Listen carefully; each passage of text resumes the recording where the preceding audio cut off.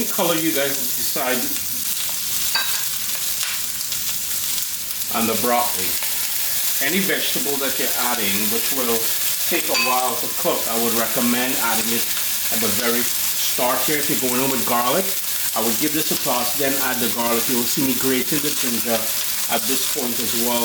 The mushroom will take a little less time to cook, so I'll add it in about a minute or two. Give that a good mix. If you have a wok and you want to use a wok, by all means, wok with that. I'm going to go in with a tiny bit of salt. Like I said, I'm on a low sodium diet, so you may want to go in with a bit more salt.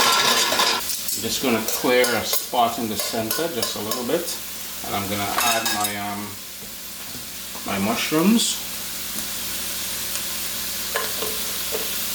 And I don't think I mentioned it yet, but on the blog post I will. And you've got to head over to CaribbeanPot.com for the printable recipe with specific amounts of ingredients and sort of different ways you can personalize this. The reason for the hoisin is because growing up in Trinidad and Tobago, where we have a vibrant Chinese community for the past 150, almost 200 years, one of the dishes I grew up enjoying, and I tell you, I speak about it quite a bit on the website, Mocorapo Street in San Fernando, where I used to hang out in my early days as a youth man going to school.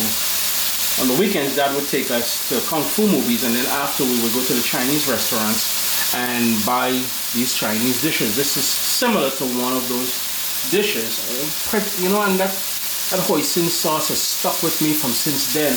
And this is why my love for Thai and Vietnamese food is so strong, is because they also have a lot of hoisin sort of flavors and use in their dishes. Some grated ginger. I wash my ginger and I air dry it, and I use the skin and everything. I'm not one of those people who tell you to take a spoon and peel it and all that kind of jazz. I don't see the necessity for it. Yeah?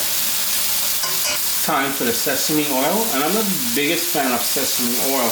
By the way, if you want to add some MSG in here, you can add some MSG. It's totally up to you. I'm not the biggest fan of sesame oil, but it works here. And I have here that chili crisp. I'm just going to sprinkle that on. I want to get that nice little heat. Now, since the chicken has been in the fridge, I'm going to add it in here now. I want it to warm through before we add the soy sauce and the noodles and that hoisin sauce, of course. It's been about a minute since I added the chicken in here. The vegetables are nice and soft to where I want them. I don't want to overcook the broccoli. Always be mindful of that, and you can use, if you have a bit of cabbage, you can add cabbage in here. If you have a bit of carrot, you can thinly slice that carrot. Celery, all those different lovely vegetables. It's a great way to get your children to eat a lot more vegetables, but it's going to look pretty, and of course we eat with our eyes first, so all those colors and everything else will be attractive to their little eyes. It's now time to add all of that noodles in there. Just going to move that around just a little bit. Let's get all those guys in there. Some of them don't want to join us today, but smoking, I'm just going to pull them apart. And if you wanted to cut up the noodles before you cook them, you can give them a rough chop as well too. The soy sauce, all of that beautiful hoisin sauce, and that's going to give it a sort of a caramelized sort of taste and color and everything else. I just need a spoon. Like I said, waste not, want not. So all of this is going in there. That's key to this. And again, if you wanted to add some oyster sauce in here, you can do that. Some Shaoxing wine, you can do that.